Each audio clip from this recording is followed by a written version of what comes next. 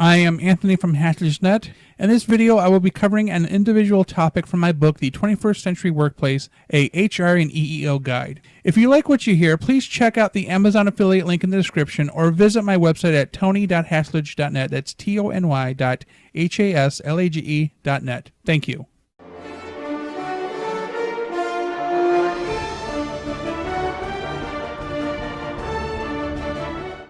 Today we're going to talk about two topics. The first is the glass ceiling, and then we're going to talk about team meetings.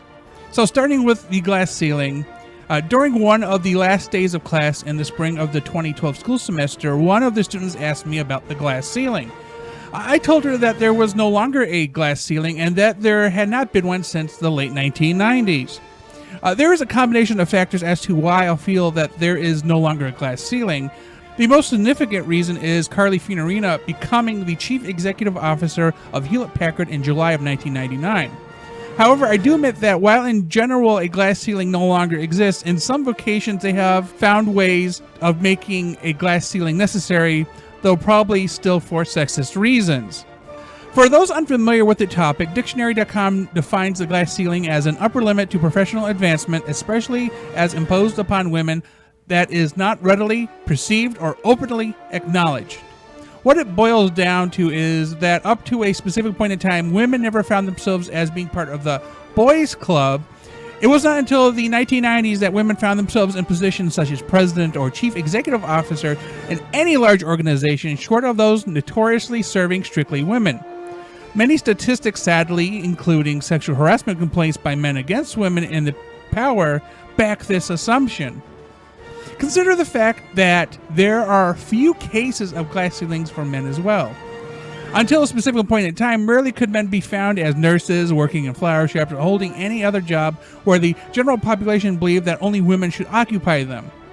The glass ceiling concept is a two-way street. However, as times have changed, it has now begun to be less about gender and more about disabilities, race, sexual preferences, and pretty much anything else that can be done to alienate people. Now on to team meetings.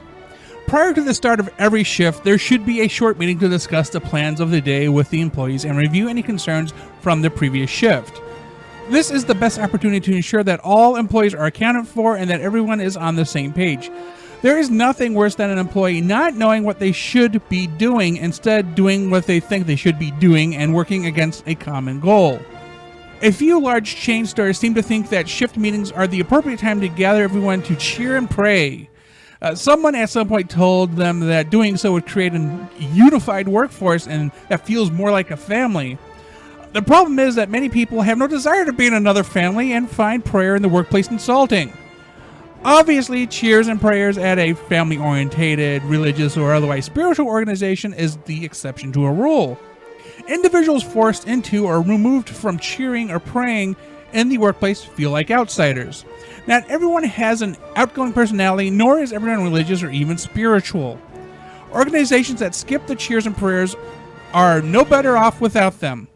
What happens is the allocation of output by those involved goes up for a short time, and those who are not involved have less of an output for a short time. Better results are gained by simply allowing employees an opportunity to speak up at the shift meetings so that whatever weighs heavily upon them is heard.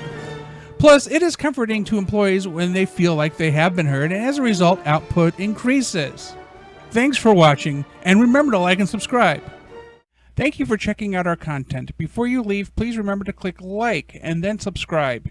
If you want to receive notifications, do not forget to enable them by clicking on the bell. Then afterwards, check out our social media at HaslageNet and our website at haslage.net.